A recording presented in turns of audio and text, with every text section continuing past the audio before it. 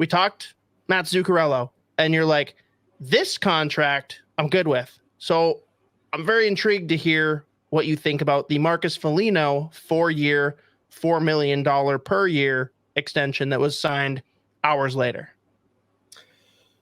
This one I understand, like I don't really buy into like the full backlash of it, like, because I know some people were very, very upset. This one I thought was interesting. I mean, if the cap does go up as much as it's being forecasted, whatever, I don't even have a huge issue with it, to be honest with you. He did get more than 2 years, but 4 years, 4.1. What's he going to be when this contract hits? He's going to be what, 30, 33, 34? That kind of scares me, but at the same time, like, if you have a 4x4 player, and this is an actual question towards you, like, what is your, like, bare minimum expectation, or like, what do you need from that player at 4x4? You know what I mean? Yeah, and it's tough too, because like, to kind of take one step back from that, I feel like Foligno's so close to like this being like a non-issue contract, right? Like, if he was a couple years younger, if last year wasn't a year that scared people to think there's a decline, if we gave him one less year on the contract, or if we gave him $3 million instead of $4 million per year, like any of those minor tweaks, and people are probably calming down a little bit. I think a lot of the outrage here is Zuccarello just took a $2 million pay cut from what he was previously making, and he's arguably played better than Marcus Foligno. Foligno just got a pay raise and got longer term than he got at a younger contract, and we're worried about blocking out younger players. Like, I think there's just so many things happening, and it's like a microcosm now where each person that's pissed off is probably pissed off for a different reason. Mm-hmm. Right. But to your question, like, what makes a 4x4 serviceable? I mean, a lot of people, once you get to the $4 million tier, it's weird. I feel like that's kind of the tier break between 3 and 4. 4 is where you're expecting some numbies. Like, he needs to score 20 goals in most people's eyes. 25 would be ideal, but like 20 goals is kind of the floor that's been set because of the money. Now, I don't think Guerin views it that way, and I don't think a lot of people view it that way, but I think the general perception will be he needs to hit 20 goals or this is a problem. Yeah, so and I'm with you a lot of with a lot of what you said. One thing I will say, I do like the way. Let me back up here. The one thing that I was like, really, I didn't think they needed to do this a year early. Like, I think this could have. I mean, I guess you want to get it out of the way. You don't want to do this during the season, whatever, and you don't want to like definitely wait, obviously. And who knows if he like all of a sudden lights it up, and you're like, oh shit, like maybe we should have done this the summer a year early. This is what I didn't really think you needed to. At the same time, I bet it was a pretty easy negotiation. You probably would have liked it to have come down a little bit from where it is. But one thing I will say is I do like the structure of the contract. The first 2 years, you get the full no move. He's getting the bulk of the money up front those first 2 years. Then once that not modified no trade hit, I think it's a 15-team no trade. That's so like still a big no trade, man. I mean, you're still looking at over half the league that you can move him to. He can't sign off. Like, you know what I mean? So, and at that point, I think his players total salary, and agents have gotten pretty good at knowing which teams are actually going to be interested, and you can block it that way. Like, obviously, Eric Stahl, I'm sorry, that worked out really poorly for you, being sent to Buffalo before Buffalo was fun. But generally speaking, like, if you're a team that's got nothing to play for, you're not trading for a Marcus Foligno unless the Wild are throwing something in to make it interesting for you. You know, in the scenario where we're getting rid of him, which is he's not efficient anymore, you know, like, you're not trading him if he's effective. That's just not a thing.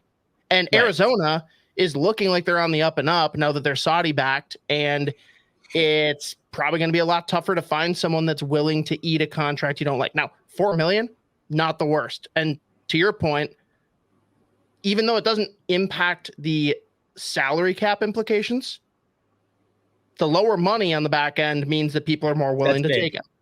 And that's where that's like, yeah. And that's the only reason I even brought it up. I think the last 2 years when he has that, once the full no move goes away, he's got the modified no trade.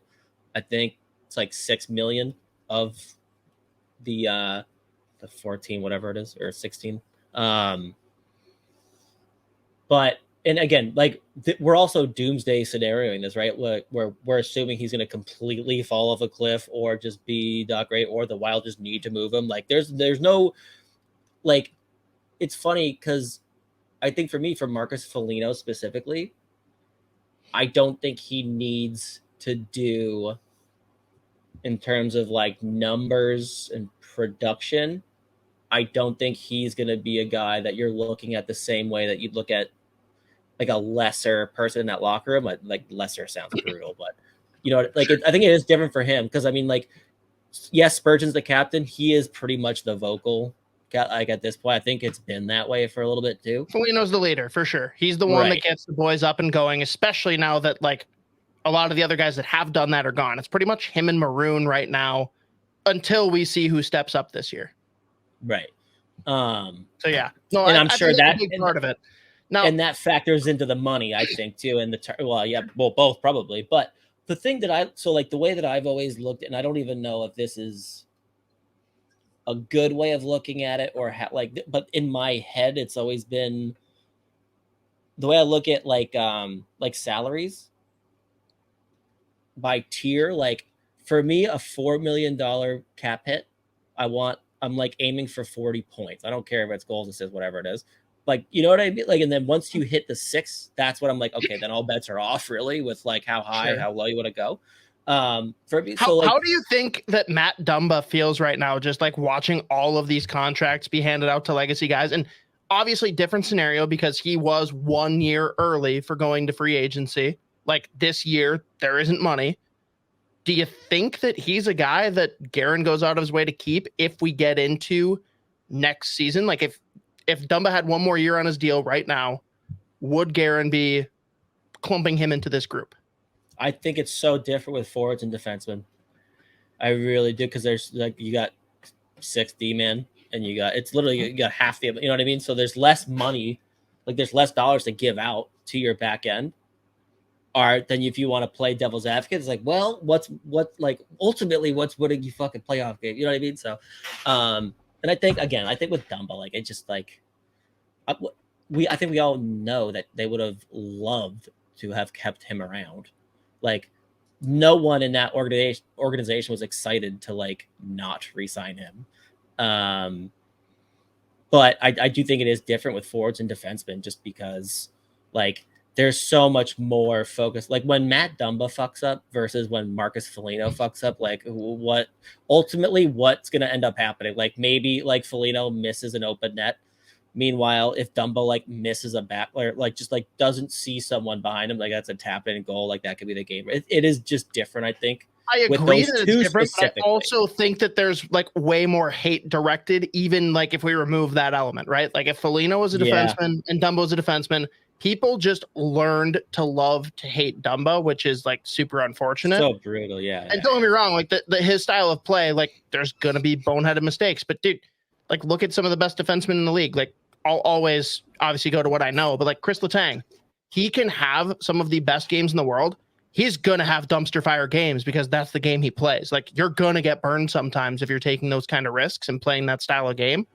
But like there's just not a world where Dumba was ever not going to be the punching bag, but now he's gone. They're looking for a new punching bag, and they're looking directly at these contracts to source all of that anger. So, like, it's going to be interesting to see what happens this year. Do they now make Foligno, like, if he has a bad game or isn't fighting or isn't being tough enough, like, are people going to lose their shit? Probably. Right. Well, I mean, yeah, I think everyone's going to lose their shit. I mean, we saw what happened with, like, was it last year? I mean, like when Kaprizov started slow, the 1 year, people were like, whoa, $9 million for that? So, like, there you go. Or like when he didn't play well in the playoffs against, that was the Blues series. And then, was it the Blues series? No, it was Vegas. And then they wanted to give him 9 million. Like, well, you saw what he did against in the playoffs. You're going to give that guy 9 million? I'm like, yeah, I am going to give that fucking guy 9 million fucking dollars. If he wants more, I'll give him more too. I don't give a fuck. Like, are you kidding me? Dude. Fucking Halloween, you just open up the bag and just like grab as much money as you like, sir. Go. Yeah, exactly. So I think the way I'd look at it with the Foligno thing, I understand like the not being thrilled about the Foligno deal when you combine like the contract with the age and then the fact you have all these young guys you want to see in the team.